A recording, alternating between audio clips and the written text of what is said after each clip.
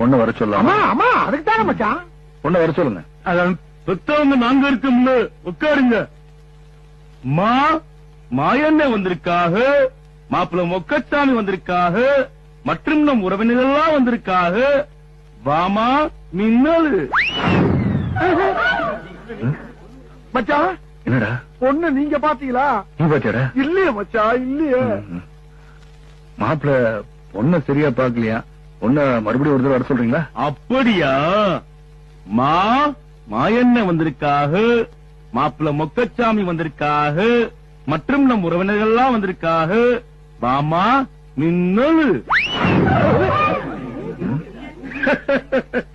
வாங்க மச்சான் போவோம். என்னப்பா என்னாச்சு? பொண்ணு என்னமா பொண்ணு பார்க்க வந்தா பொண்ணுல ஒரு காப்பியை கிப்பி கொடுத்து மாப்பிள்ளை அதுவும் 2 வார்த்தை பேசி பொண்ணு கிட்ட நான் 2 வார்த்தை பேசினா சுமூகமான முடிவு பெற முடியும்.